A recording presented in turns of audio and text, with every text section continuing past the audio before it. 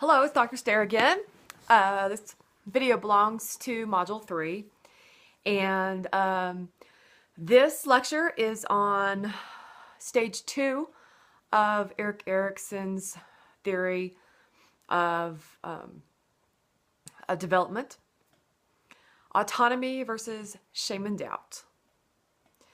I'll try to stop saying I apologize for the quality of the video. It's not as clear as it should be, and maybe when I get caught up on grading, I'll be able to do something about that. All right, autonomy versus shame and doubt. Autonomy means a sense of independence. What age are we talking about? We're talking about toddlerhood, from about 18 months to 3 years. So obviously we're not talking about the type of independence that you and I have as adults or that we have as teenagers. We're talking about a toddler who physically is able to move around the world and to walk. We're talking about a toddler who is quickly learning language. They begin to use language anywhere between 10 months to a year, and then they add in the more complicated grammar and the vocabulary. And cognitively, this means the toddler can remember a lot more than they could when they were infants, and it gives them the power to express themselves. Yes, no, I want this, I don't want that, etc. So that's happening cognitively and with language, and it's also happening physically with their bodies. They are able to locomote. Mommy might say to the toddler, "Hey, come here, stay away from the dog." And the toddler kind of has a choice. Do I stay over there with Bruno the dog and perhaps pull Bruno's tail, even though mom is telling me not to and she's telling me to come over to her? Or do I toddle over to her? And so these are early indications of a child's will, and early indications of a child's sense of self, of being more separate, but still very, very, very closely related to the parents and the caregivers who spend the most time taking care of the child. So autonomy is a word for independence. Of course, so when a child shows autonomy, when they disobey and go ahead and pull the dog's tail, that is not indicative of a bad child. It is indicative of a child experimenting with his or her will versus the will or directions or limit setting of the parents. This is healthy. A child should part of the time obey the parent and part of the time not. Parenting is, as many of you know, a very intense, labor-intensive, completely absorbing endeavor. And so what we want for children is to develop a rudimentary or sense of exerting my own will is good within certain limitations. You don't want a child who is passive and always obeying the parents. You want a child who's going to express his or her own needs and desires at least part of the time, verbally or physically.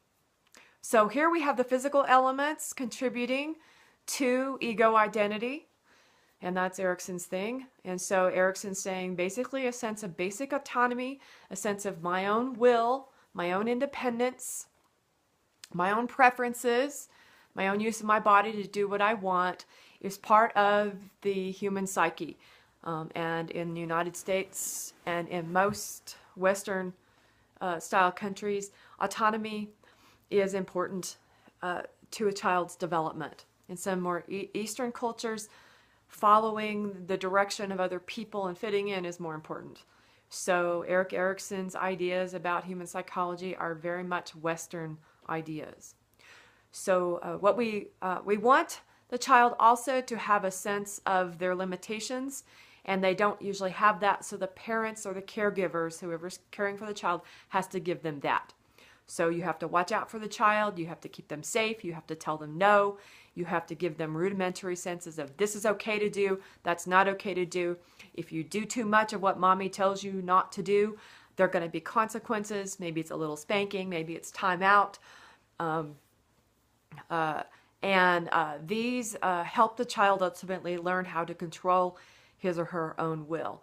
Autonomy and independence always take place in terms of a society and other people that are placing limitations upon us.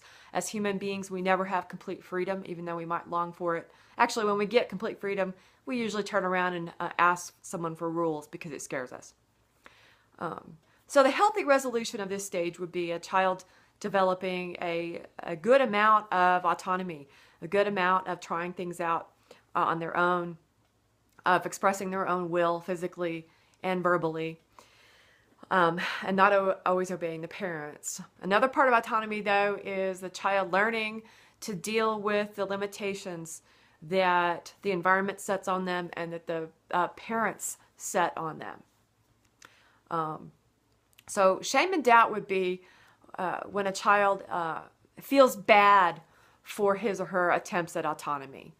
And some shame and doubt is good. I mean, if the 3-year-old hits his baby sister or throws the cat across the room, a certain amount of feeling bad for that is a good thing. You know, the parent saying, would you like it if the cat scratched you, or if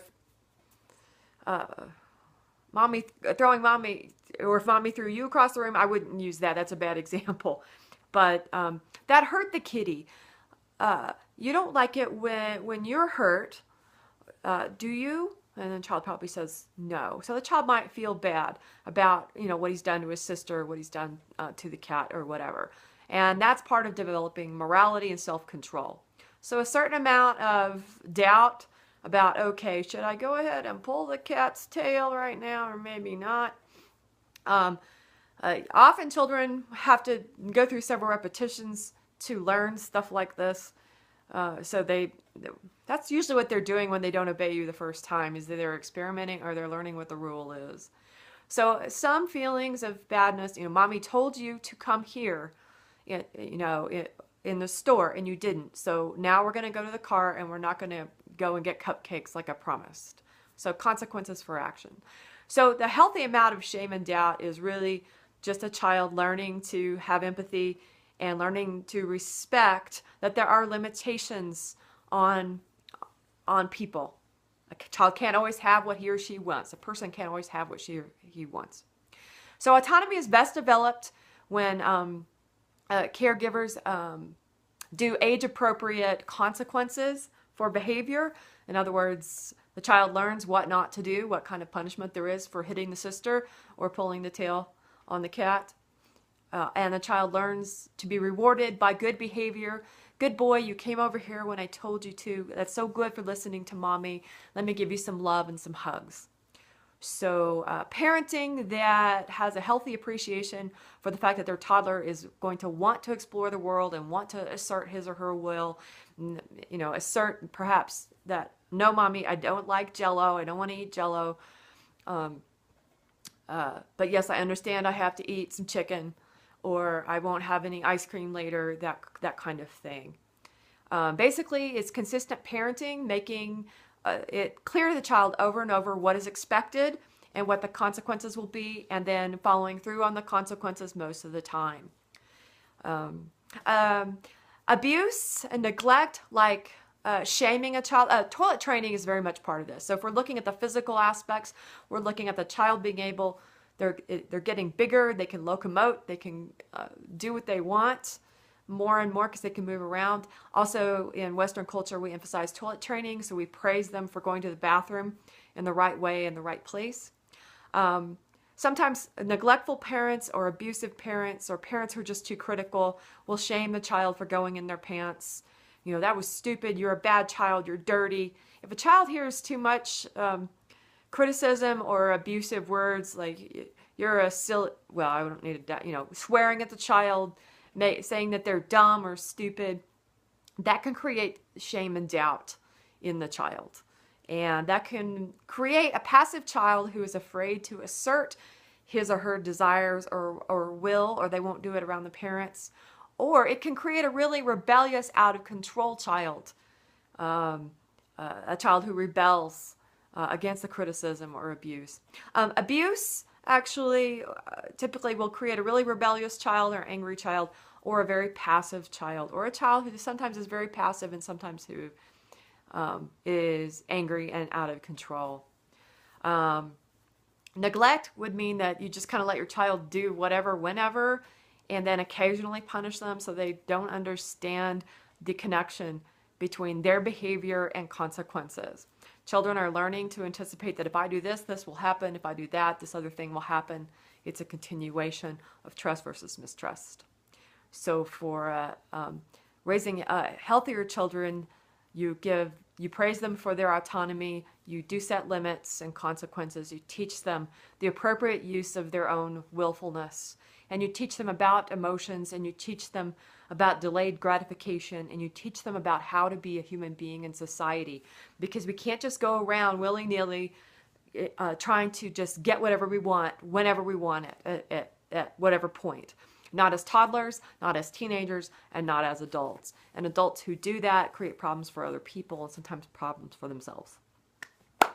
So you want more autonomy and less shame and doubt, but you do want some shame and doubt in there, because that, feeling ashamed about what you did or feeling doubtful, should I run out in the street right now? Well, last time I did, I got a spanking, and Daddy was really mad at me.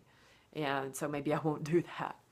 That's different than just feeling like you're a bad person if you assert yourself.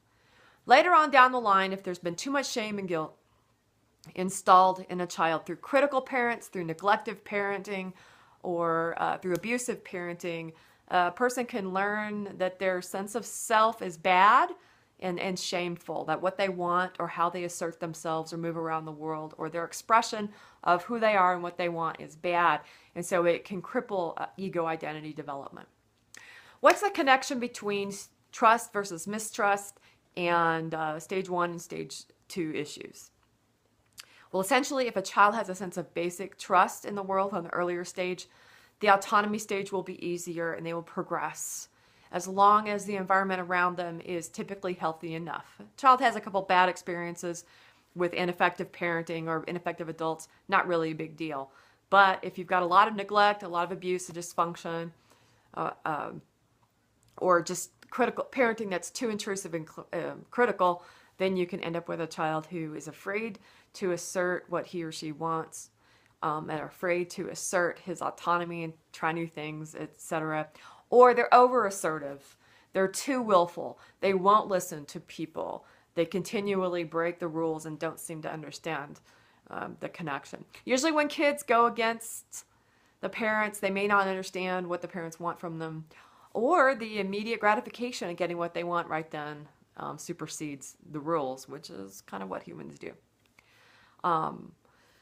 Sorry I'm talking so fast, but I'm limited to 15-minute videos on YouTube, and that's just until I can fix my video account. And I mean, it's rumored that you can do videos that are longer than 15 minutes, but so far I've not been able to do it. So we'll see if I can conquer that with my will before the 12 weeks are over. So that is an encapsulation of autonomy versus shame and doubt. And you probably will want to listen to these videos a couple times and take some notes. The main point of toddlerhood is being physically able to express your will and then see what the world does with that, see what the consequences are. But it's much better for a child to develop basic trust and a basic sense of autonomy, because that's more healthy for a person and helps them have a healthier identity. If a child has too much mistrust coming out of stage 1, he or she may develop be more likely to develop too much shame and doubt and inhibition.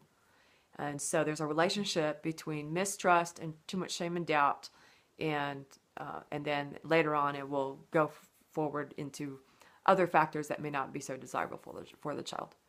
All right, so that is an accelerated version of autonomy versus shame and doubt, toddlerhood, ages 18 months to 3 years, and that's all. All right.